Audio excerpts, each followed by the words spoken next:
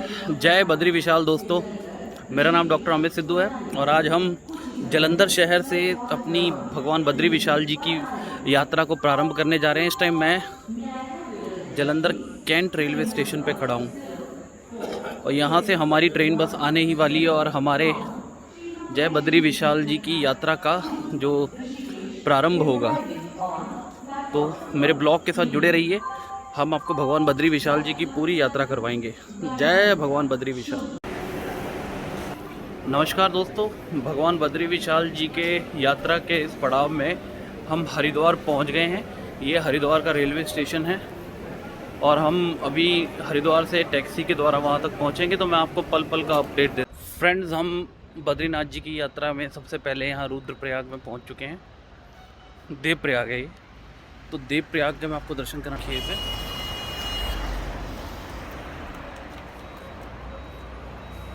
यहाँ से हम नीचे की तरफ जाएंगे।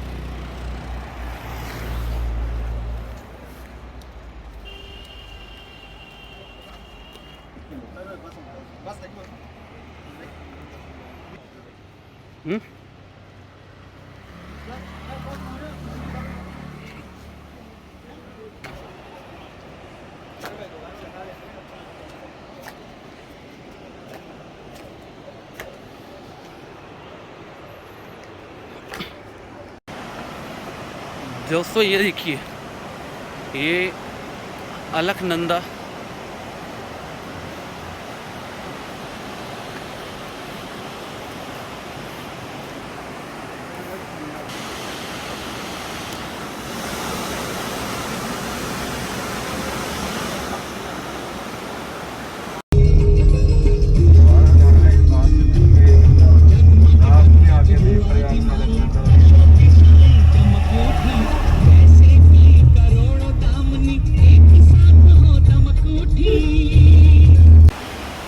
दोस्तों ये देखिए, ये पुल है जो हमें दूसरी साइड लेके जाएगा। ये भागीरथी महारानी,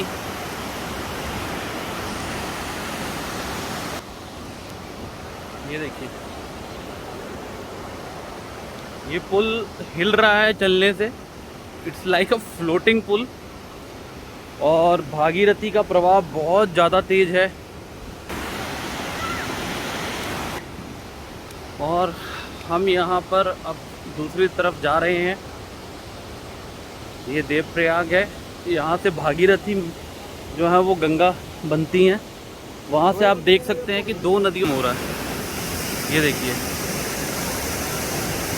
अलकनंदा और भागीरथी मिलके गंगा बनती हैं। दोस्तों ये है संगम घाट देवप्रयाग। अब हम नीचे जा रहे हैं। यहाँ पे अलकनंदा भागीरथी से मिलकर गंगा का निर्माण करते हैं।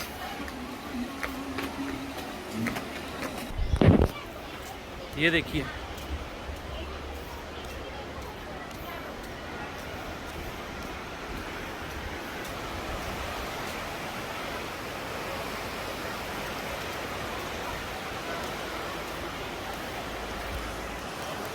दोस्तों ये देखिए, ये जो हरे वाला पानी है ये भागीरथी है।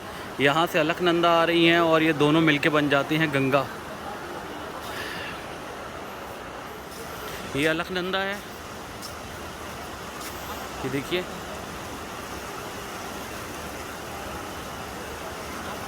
ये यहाँ से भागीरथी से मिलती हैं। ये संगम है, यहाँ दोनों नदियों का संगम हो रहा है।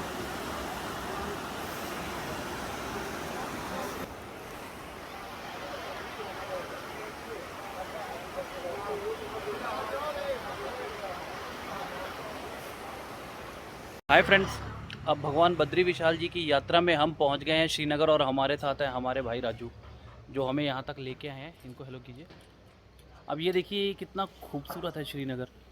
तो बद्री विशाल जी की यात्रा में हम जहां जहां जा रहे हैं हमें कुदरत की खूबसूरती देखने को मिल रही है।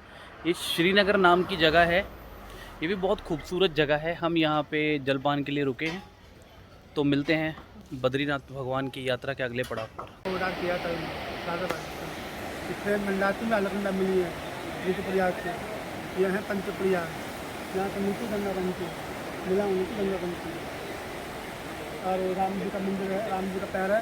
राम जी ने रावण को मारने के बाद बनना देख लगे थे, राम जी आए थे, राम जी ने तप किया था। राम जी ने दशरथ जी का पिंडदान दिया था इस प्रकार राम जी ने दशरथ जी का पिताजी को गंगा माता देव प्रयाग है, तल प्रयाग, पंच प्रयाग है, 1 करोड़ का धारा है अलकनंदा में। मंदाकिनी है, पिंड है, धौली है, पालता है, जो पितरों को गंगा बन की जाती है। ये जाके बनारस गंगा सागर।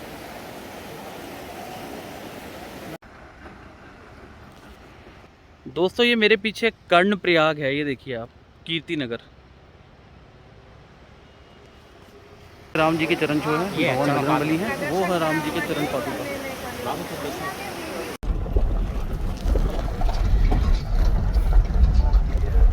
दोस्तों ये है अलकनंदा नदी।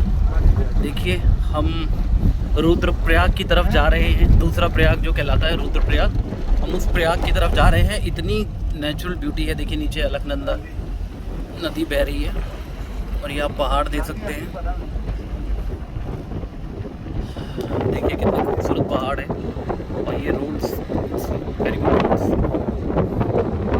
है। अलकनंदा नदी पर बना हुआ धारी देवी जी का मंदिर, जिसे आपको याद होगा कि इसे एक बार डिस्प्लेस करने की कोशिश की गई थी तो बहुत बड़ी बाढ़ का सामना करना पड़ा था। ये वही प्रसिद्ध धारी देवी का मंदिर है। आप देख सकते हैं कि ये अलकनंदा नदी के बीच में बना हुआ है। इसे यहाँ से डिस्प्लेस करने की सरकार ने कोशिश की थी।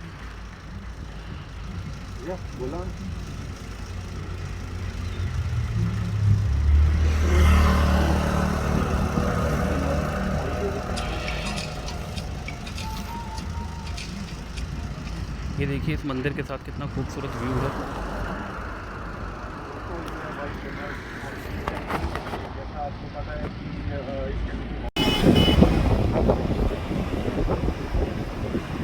हाय फ्रेंड्स, ये है कर्णप्रयाग। कर्णप्रयाग वो जगह है जहाँ अलकनंदा और पिंडर नदी, जिसका एक नाम कर्ण गंगा भी है, आपस में मिलते हैं, इसीलिए इसका नाम कर्णप्रयाग भी है।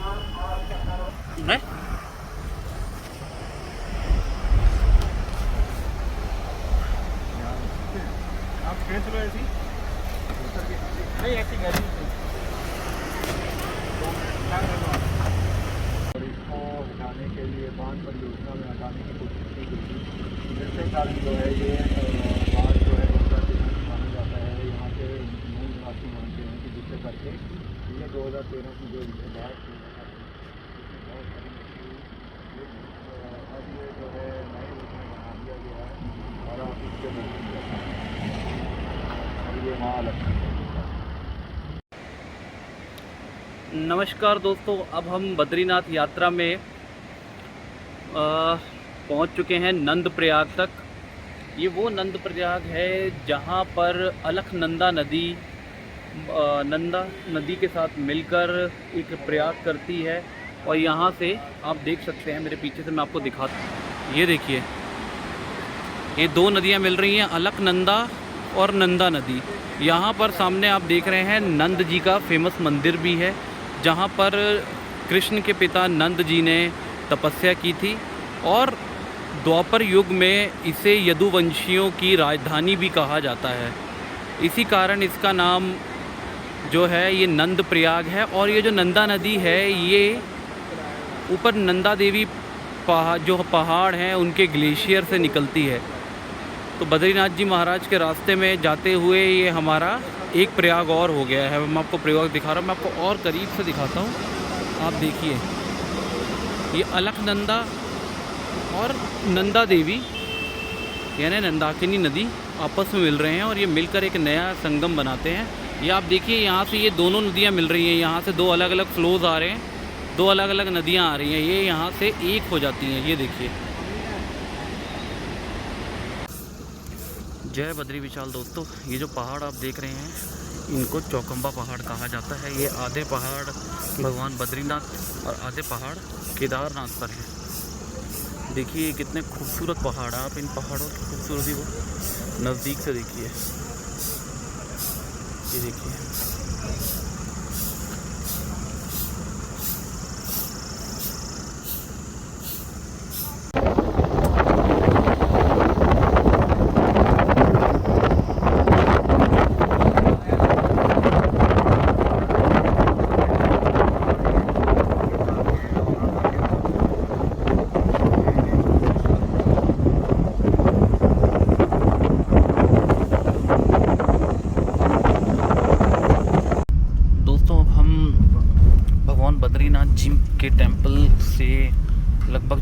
किलोमीटर पीछे हैं और ये जो आप देख रहे हैं ये जोशी मठ है,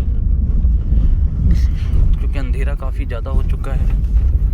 तो आप देख सकते हैं, इधर से देखिए आपको शहर का एक व्यू भी नज़र आएगा।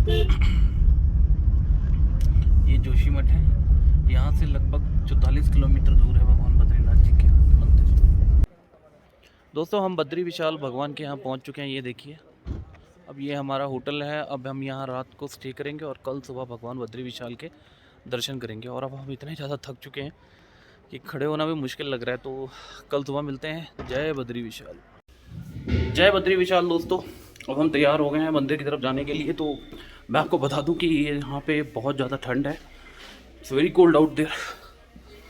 आप अभी देखेंगे, अभी हम बाहर निकलने लगे हैं अपने होटल के गेट से।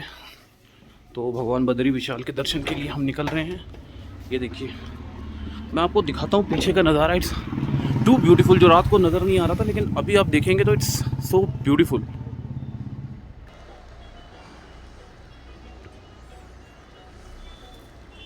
ये है भगवान बद्री विशाल का निशान। ये देखिए, इन पहाड़ों को देखिए कितने खूबसूरत है।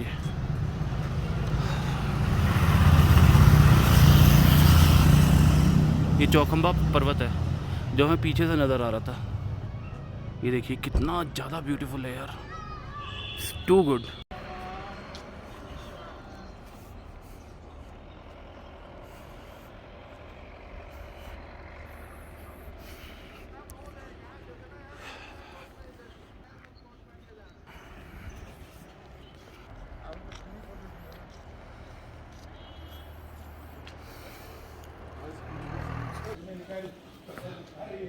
दोस्तों ये देखिए, ये है गीता मंदिर। बद्रीनाथ मंदिर के रास्ते में पड़ता है श्री गीता मंदिर। ये भगवान बद्रीनाथ जी को जाता हुआ रास्ता है। बहुत ज़्यादा ठंड है यहाँ पे और हमें ऐसा लग रहा है कि हम फ्रीज हो रहे हैं।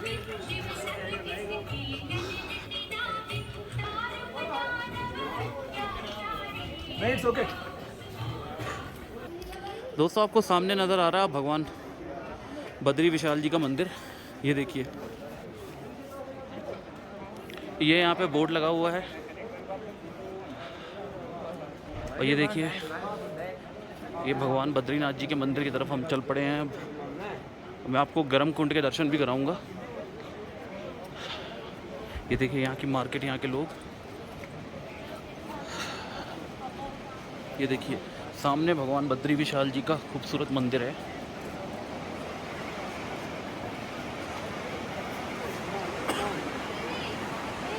ये देखिए, ये गर्म कुंड है।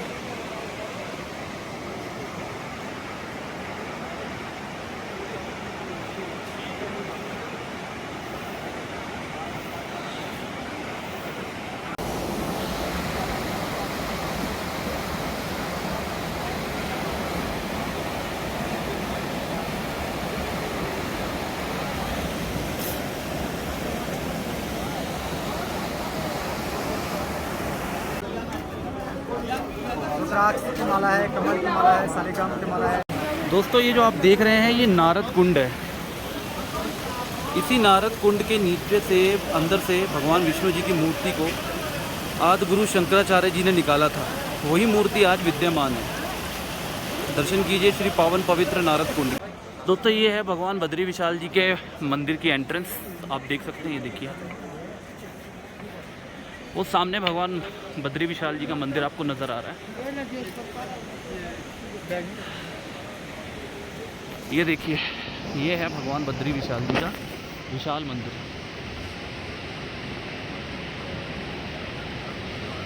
पितरों का दान, खुदा कल्याण।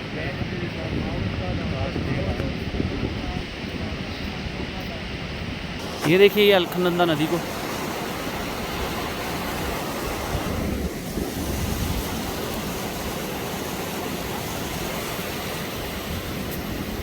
ये भगवान बद्री विशाल जी।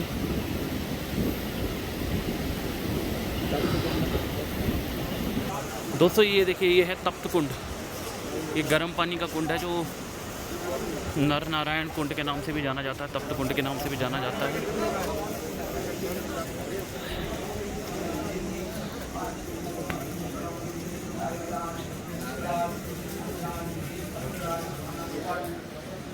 ये देखिए, आप बताइए। ऐसे है, ये है भगवान नारायण की तपस्थली। अच्छा जी। कहते हैं ये तो शुद्धोभद्र का आश्रम पंचशिला योर मध्य, तो ये 5 शिलाएं हैं। जी, तो इसको कहते हैं मार्कंडेय शिला। मार्कंडेय शिला। हाँ जी। जी तो देखो मूर्ति का नाम बद्री नहीं, मूर्ति तो भगवान नारायण विष्णु की है। जी तो भगवान ने जब बैठकर यहाँ पे तपस्या की, जी तो लक्ष्मी ने बेर का वृक्ष बन के भगवान के ऊपर छाया की है। जी। तो बेर को कहते हैं संस्कृत में बद्री। बद्री। तो ये धाम के हैं, लक्ष्मी के नाम से चलता है। लक्ष्मी को वरदान दिया है भगवान ने, ये लक्ष्मी इस अष्टम्भू बैकुंठ में जो भी आएगा तो मेरे नाम से पहला तुम्हारा नाम लेगा। तो सतयुग में हुआ, ये सतयुग का धाम है बद्री नारायण। ये है मार्कंडेय शिला। आप आगे आ जाइए। दोस्तों, ये नारद कुंड है, यहाँ पे स्नान किया जाता है और ये नारद शिला है। ये देखिए, सामने ऊपर ठीक पीछे है नारद शिला। ये आपको जो नज़र आ रही है ये गरुण शिला है और ये है नारद शिला। इसी नारद शिला के बिल्कुल नीचे है नारद कुंड। बैक साइड में चले जाइए। हम भारत के आखिरी गांव यानी कि माना गांव की सीमा में आ गए हैं। आप यहां से देख सकते हैं कि माना गांव शुरू होता है, इसके आगे फिर तिब्बत आ जाता है, यानी कि जो अब चाइना के रूप में जाना जाता है। नमस्कार दोस्तों, जय बद्री विशाल। बद्री विशाल भगवान के दर्शन करने के बाद अब हम यहाँ से माना गांव की तरफ रवाना हो रहे हैं। उसके बाद हम कल तुंगनाथ और परसों केदारनाथ भगवान के दर्शन करेंगे, जो हम आपको साथ के साथ दिखाते रहेंगे। जय शंकर, जय बद्री विशाल।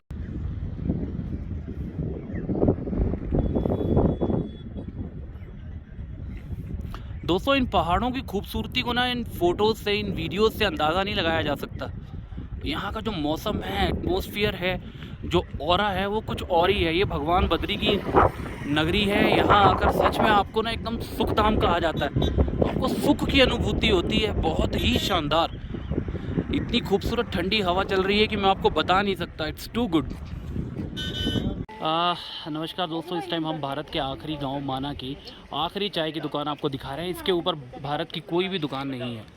ये देखिए, ये मेरे साथ मेरे मित्र हैं डॉक्टर हेमंत मल्होत्रा जी, जो इस यात्रा में मेरे साथ हैं। ये आपको इस पावन पवित्र व्यास गुफा के बारे में कुछ बताना चाहेंगे कि ये व्यास गुफा को क्यों पूजा जाता है और ये व्यास गुफा क्या महत्व है। हेमंत जी। ये जो गुफा है that is around 5326 years old है। तो यहाँ पे व्यास जी ने बैठ के जो 18 पुराण थे उनकी रचना की थी, और यहाँ पे ही बैठ के उन्होंने जो महाभारत ग्रंथ था उसको बोला था। और नीचे आप गणेश जो गुफा है उसको देख के आए हैं, तो वहाँ पे गणेश जी ने बैठ के उसको लिखा था। तो यहाँ पे जो है बेसिकली व्यास जी हैं जिनके नाम पर व्यास गद्दी चलती है, तो वो और व्यास पूजा मनाई जाती है। वो व्यास जी का जो है ये मंदिर है। यहाँ पे वह अपने पुत्र के साथ में, वल्लभाचार्य जी के साथ में और शुकदेव जी के साथ में और भगवान विष्णु के साथ में यहाँ पे अंदर विराजमान है। यहाँ पे आप आ सकते हो, और अंदर तो फ़ोटो खींचना और वीडियो बनाना अलाउड नहीं है, लेकिन आप उसको देख सकते हो। और यहाँ पे जो शिला देख रहे हैं वो भी पोथी की तरह बनी हुई है।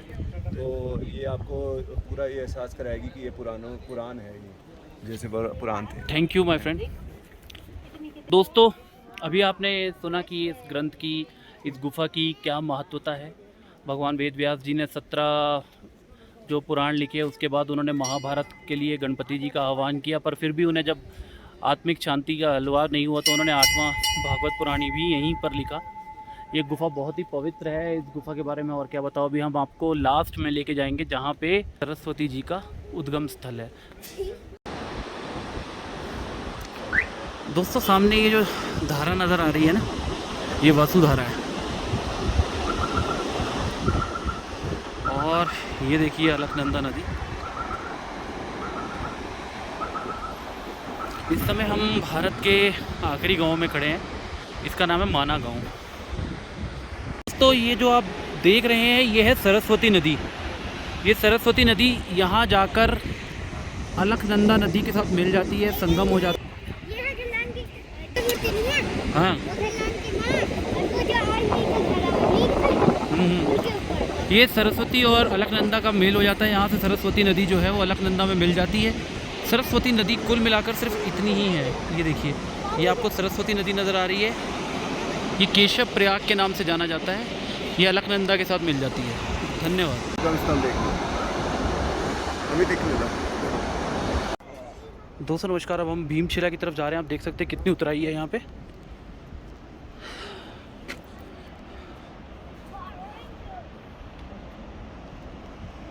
It's very difficult. नीचे उतरना भी अपने आप में एक वो है। दोस्तों ये जो आप देख रहे हैं ये भीमशिला है, भीम जी के पैर की छाप है। ये देखिए,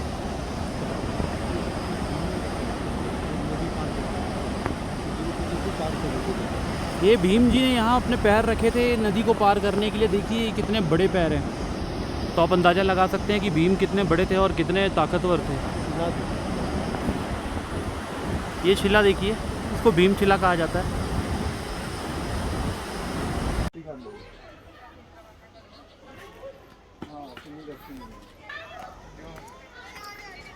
मित्रों ये है जोशीमठ का प्रसिद्ध नरसिंह मंदिर।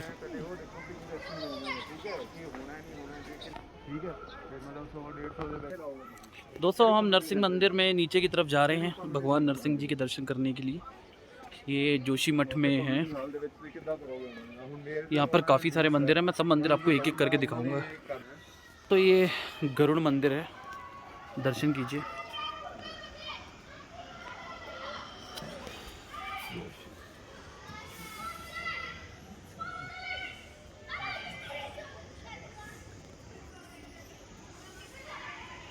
चलो नीचे जाइए यार ऊपर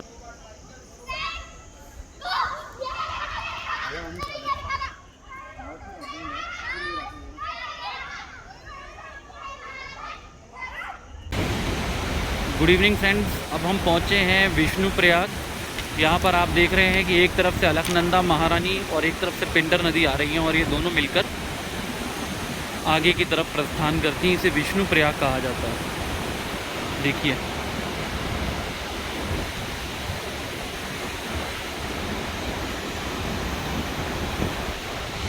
आप दोनों ही देख सकते हैं, ये पिंडर है और ये अलकनंदा है। दोनों के पानी के कलर में फ़र्क है। ये पिंडर नदी है, ये अलकनंदा नदी है, तो ये इनका संगम हो रहा है विष्णु प्रयाग के रूप में।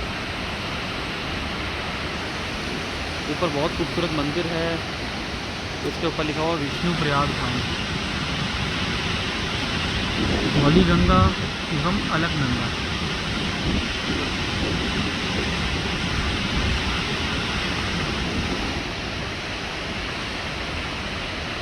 इसके पीछे देखिए कितनी खूबसूरत वादियाँ हैं।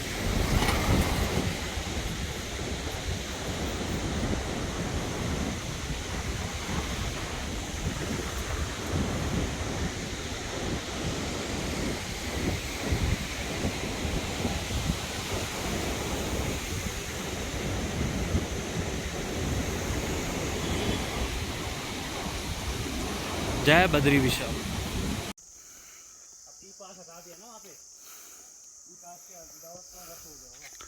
ये देखिए ये कितना खूबसूरत ट्रैक है, पर बहुत डिफ़िकल्ट है, बहुत बुरे हाल हो रहे हैं। अभी तो शुरू हुआ है, लेट्स सी कहाँ तक कैसे पहुँचेंगे। इट्स वेरी डिफ़िकल्ट ट्रैक, पर चलो भोलेनाथ पहुँचाएंगे। जय शंकर। नमस्कार दोस्तों, तुंगनाथ महादेव की यात्रा के पड़ाव में हम चमोली पहुंच गए हैं। यहाँ से अब ये एक रास्ता नीचे की तरफ जाएगा जो तुंगनाथ महादेव की तरफ हमें लेके जाएगा। आगे का अपडेट मैं आपको तुंगनाथ की जहाँ से पैदल यात्रा शुरू होती है वहाँ से देते हैं। जय महादेव।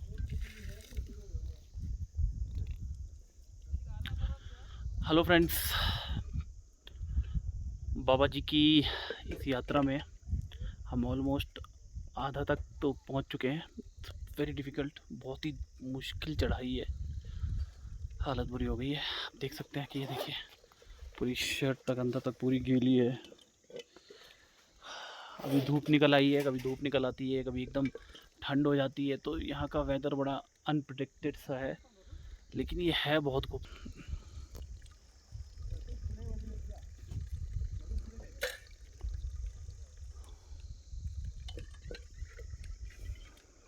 तो ये सरस्वती माता जी का मंदिर बनाया जा रहा है। देखिए कंस्ट्रक्शन बहुत तेज़ी से चल रही है। अभी जो मैंने आपको मूर्ति दिखाई थी, ये मूर्ति यहाँ स्थापित कर दी जाएगी। आप देखिए ये देखिए, ये सरस्वती नदी का उद्गम स्थल है। बहुत ही पवित्र जगह है। नमस्कार, ये देखिए ये सरस्वती नदी का उद्गम स्थल है। यहीं से सरस्वती नदी जो है वो निकल रही है। आप देख सकते हैं यहाँ से सरस्वती निकलती हुई है। देखिए ये सरस्वती नदी का उद्गम स्थल है। और ये जो आपको नज़र आ रहा है ये मानसरोवर जल है। भगवान श्री शंकर जी के मानसरोवर से आ रहा है जल। ये भीमशिला के बारे में अभी हम आपको नीचे जाकर बताएंगे, पर आप ये देखिए, ये सबसे खूबसूरत चीज़ है। नमस्कार दोस्तों, अब हम विश्व प्रसिद्ध ऊखी मठ पर आ गए हैं। ऊखी मठ के बारे में मैं आपको कुछ बताना चाहता हूँ कि ऊखी मठ जो है समुद्र तल से 1311 मीटर की ऊंचाई पर स्थित है।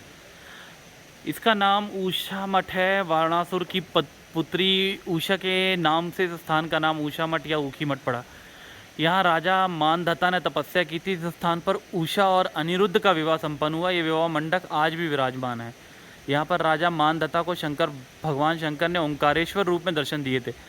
शीतकाल में कपाट बंद होने के पश्चात भगवान केदारनाथ की पूजा अर्चना 6 महीने यहीं की जाती है। यानी मतलब ये है कि भगवान यहीं आते हैं 6 महीने के लिए। ये देखिए ये है ऊखी मठ।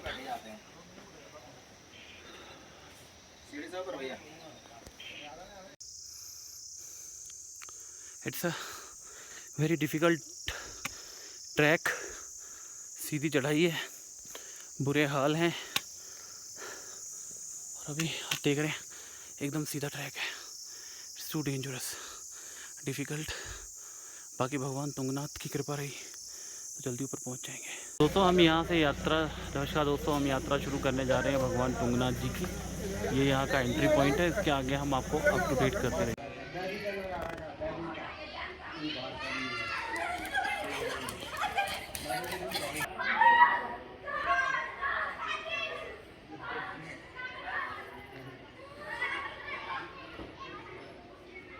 कि दोस्तों ये हिंदुस्तान की आखिरी दुकान है और ये जो भाई आप देख रहे हैं ये इस दुकान के मालिक हैं। तो सर क्या नाम है आपका? अच्छा सर, तो सर आप कब से यहाँ पे ये दुकान चला रहे हैं? 40 साल से यहाँ पर बैठा हूँ सर। यहाँ भी नहीं, पहले उधर था दुकान, वो दुकान मंदिर वाला को दे दिया, हम इधर शिफ्ट हो गए। ओके, तो ये भारत की आखिरी दुकान है। ठीक है, thank you sir, thank you. एक मिनट यार।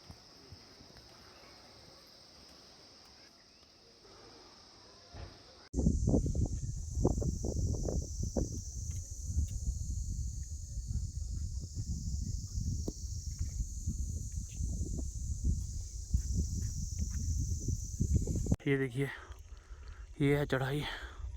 It's too difficult. वो ऊपर तक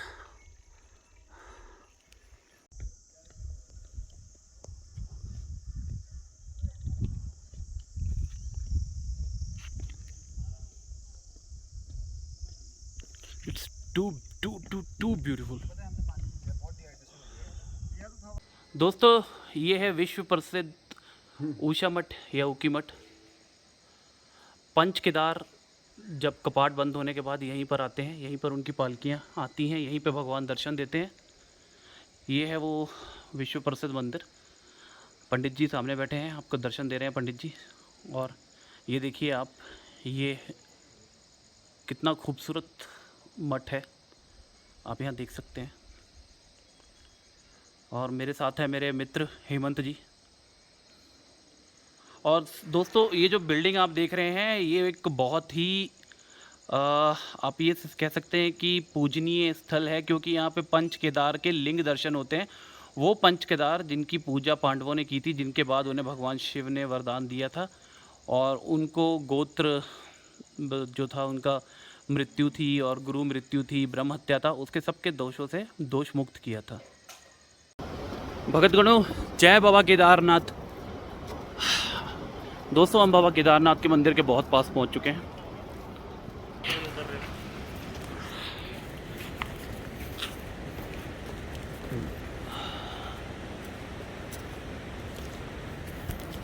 भक्तों जय बाबा केदारनाथ। हम बाबा केदारनाथ की नगरी में पहुंच गए हैं।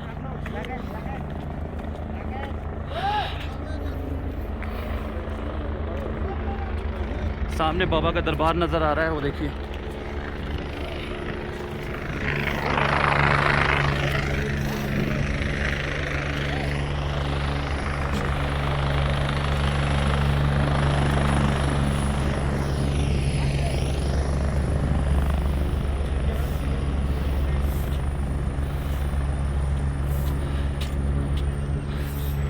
ये देखिए बाबा का दरबार।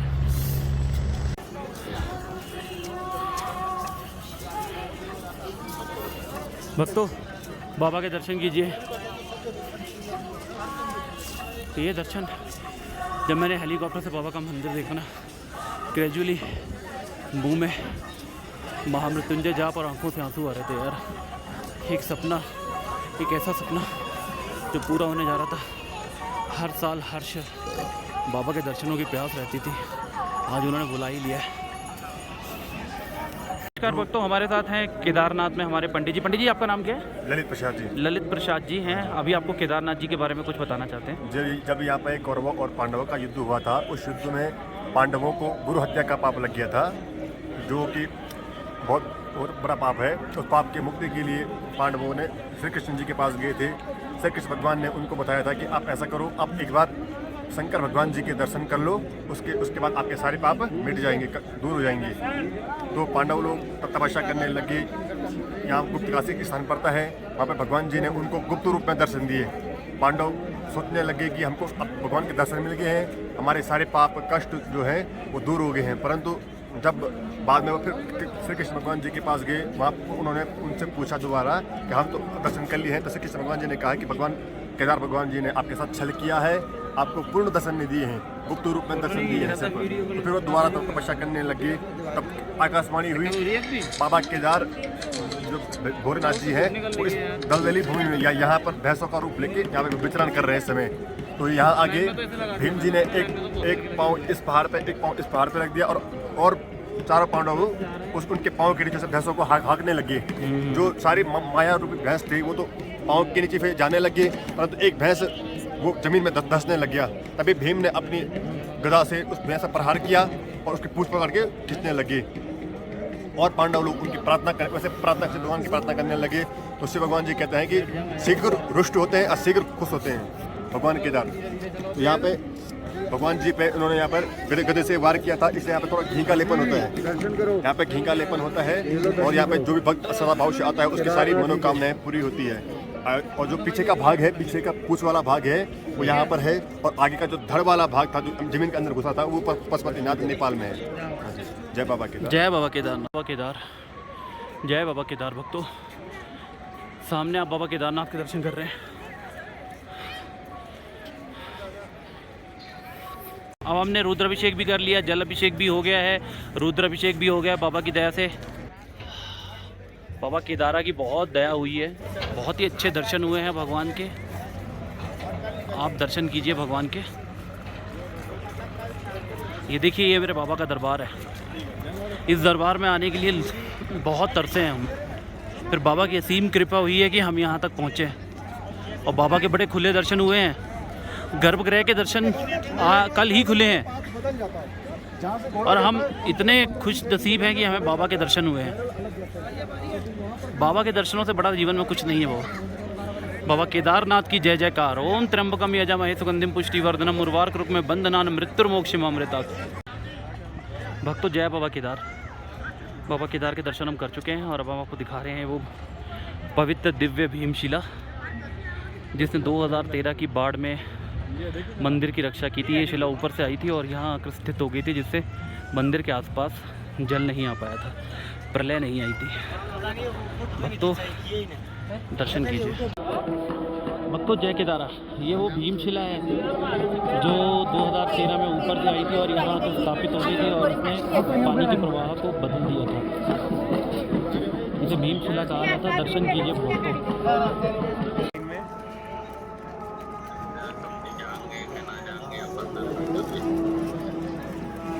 दिवाली तक खुलेंगे, आया ना और क्या।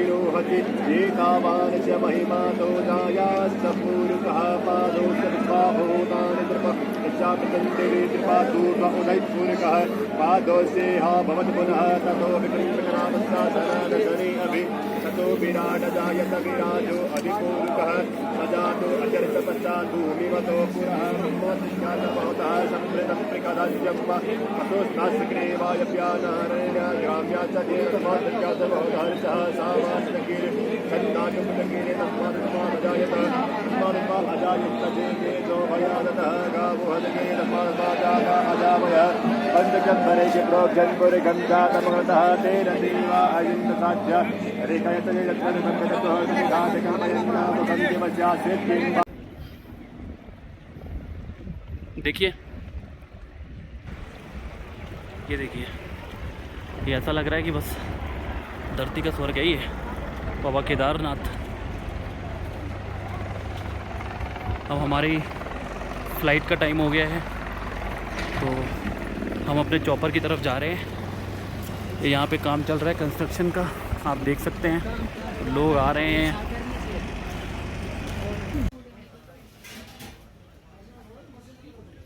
जय केदारनाथ भक्तों। आज बाबा केदारनाथ के बारे में मैं आपको क्या बताऊं कि बाबा केदारनाथ के यहाँ पे बहुत ही खूबसूरत मौसम है और बाबा जी के आज दर्शन भी हुए। हमें गर्भगृह में जल अभिषेक करने का मौका मिला, मंदिर परिसर में रुद्र अभिषेक करने का मौका मिला, और जो सदियों से मेरे जीवन सपना था, मतलब जब से मैंने होश संभाला यही सपना देखा था कि बाबा केदारनाथ के दर्शन करने, तो वो आज पूरा हो गया है। तो अभी बाबा केदारनाथ से यही बेनती है कि वो हमेशा बुलाएं और हम आएँ। और अब केदारनाथ करने के बाद अब एक ही इच्छा रह गई है कि अब हम बाकी के जो ज्योतिर्लिंग है, 2 ज्योतिर्लिंग मैंने कर लिए हैं, 10 ज्योतिर्लिंग रह गए हैं, वो भी बाबा की कृपा से ज़रूर करेंगे। और उसके बाद मुझे अभी जो इच्छा हो रही है वो पशुपतिनाथ जी जाने की है, क्योंकि बाबा केदारनाथ जी का ही शिवलिंग है, वो केदारनाथ जी का ही भाग है। जब बाबा भैंसे के रूप में आए थे तो उनका पीछे का हिस्सा इधर रह गया था और जो सिर का हिस्सा है वो पशुपतिनाथ जी में निकला था। तो अब उनके भी दर्शन हो जाएं तो बहुत अच्छा हो जाएगा। जय Shankar. Hey friends, good afternoon. अभी हम लोग भगवान केदारनाथ जी की यात्रा करके आ रहे हैं और अब हम जा रहे हैं त्रियुगी नारायण मंदिर, जहाँ पे भगवान शिव ने माँ पार्वती के संग शादी की थी। उनका जो अग्निकुंड था जिसके आसपास उन्होंने फेरे लिए थे, वो अग्निकुंड में अग्नि आज भी जल रही है। तो इस अलौकिक दिव्य चमत्कार को देखने के लिए, भगवान शिव के विवाह स्थल को देखने के लिए हम मेरे फ्रेंड हेमंत और राजू भाई के साथ निकल पड़े हैं। बस थोड़ी देर में हम वहाँ पहुँचेंगे तो मैं आपको वहाँ का बाकी का अपडेट भी दूंगा। फ्रेंड दोस्तों, हम त्रियुगी नारायण मंदिर पहुँच चुके हैं।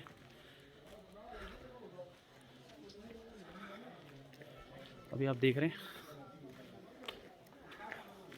ये त्रियुगी नारायण है और हम त्रियुगी नारायण मंदिर पहुँचे।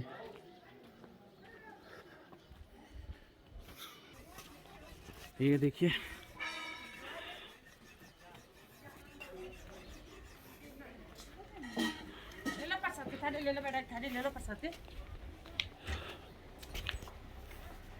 पहले सती नाम से थी, वो दक्ष प्रजा की पुत्री थी। तो दक्ष प्रजापति ने भगवान शंकर के अपमान के लिए हरिद्वार कंकल के पास जो है बहुत बड़ा यज्ञ का आयोजन किया था और वहाँ पे सभी देवताओं को उन्होंने अपने यज्ञ में बुलाया था। भगवान शंकर और माँ सती को नहीं बुलाया। तो वहाँ पे बिन बुलाई जाती है माता सती और देखती है सभी देवताओं का स्थान लगा था, परंतु माता सती और भगवान शंकर का कोई स्थान नहीं था।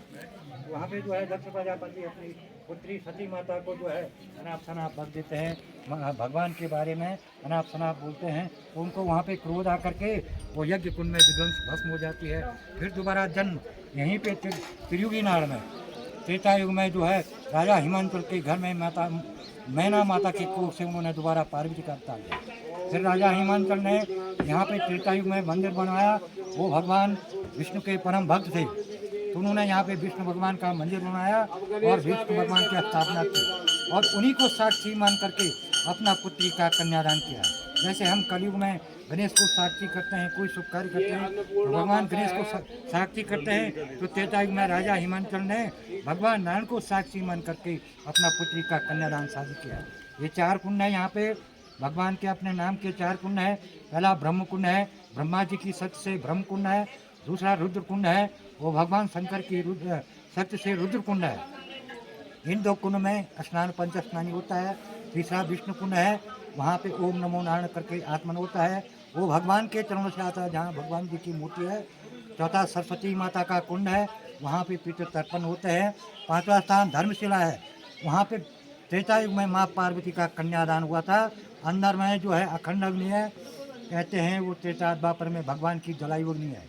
जब कलयुग आया तो वो धीरे धीरे कम होने लगी, तो मानव ने उसको जीवित रखने के लिए उसमें लकड़ी चढ़ाना हवन करना शुरू कर दिया है। तो वहाँ पे माँ पार्वती और शंकर भगवान ने सप्तपति फिर लिए थे भगवान विष्णु को साक्षी मान करके। अंदर में भगवान जी की मूर्ति है, बीच में विष्णु भगवान जी की है, उनके दाएं से लक्ष्मी जी हैं, बाएं से सरस्वती जी हैं। उनके चरणों में 108 शालिग्राम है और पीछे पंचनाम देवता है। और द्वार पे जो है गणेश भगवान जी हैं, पंचनाम देवता कहते हैं। और मछिन्नाथ जी हैं, अन्नपूर्णा माता जी हैं, ईशानेश्वर जी है और बजरंग बली जी हैं। तो यहाँ का सूक्ष्म वर्णन ये है। बोले त्रिजुगनारायण भगवान की। दोस्तों नमस्कार। बाबा बद्रीनाथ के धाम से वापस आते हुए ये देखिए, ये है अर्धनारीश्वर मंदिर।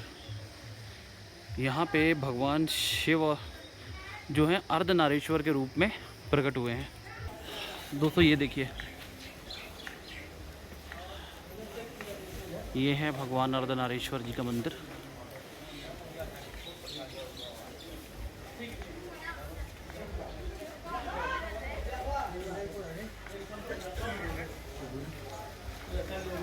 प्रसादी पूजा खाली।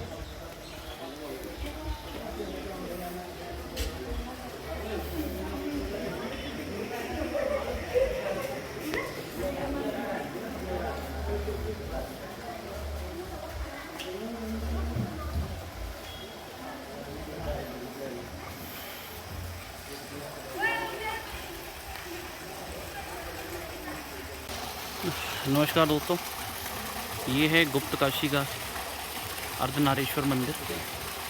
तो अब हम आप इसमें दिखा रहे हैं कि ये वो साक्षात स्थान है जहाँ पर भगवान शिव तपस्या किया करते थे। जब पांडवों को गुरु हत्या और गोत्र हत्या का पाप लगा तो भगवान कृष्ण की आज्ञा से वो यहाँ पर भगवान शिव की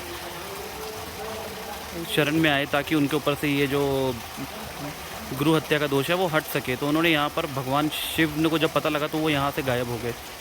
तो उन्होंने पांडवों ने यहाँ पर बहुत वर्षों तक तपस्या की, तो भगवान शिव ने उन्हें शिवलिंग के रूप में तो अपना दर्शन दिया। उसके बाद ये जो धाराएं आप देख रहे हैं, ये जो 2 धाराएं यहाँ पे गिर रही है, एक तो गोमुख है, ये गंगा है, और एक जो ये हाथी का मुख है, ये यमुना है।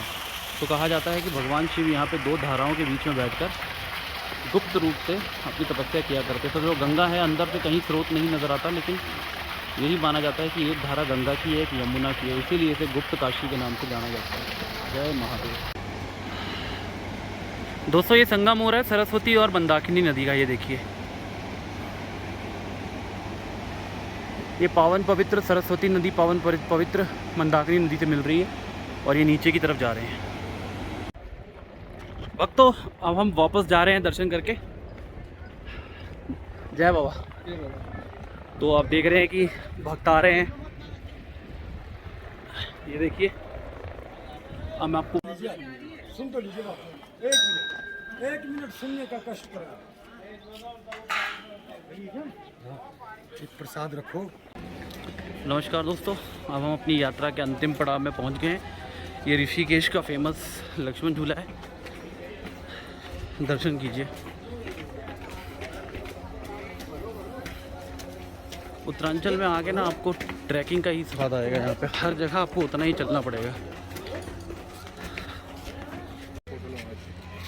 1 मिनट, 1 मिनट।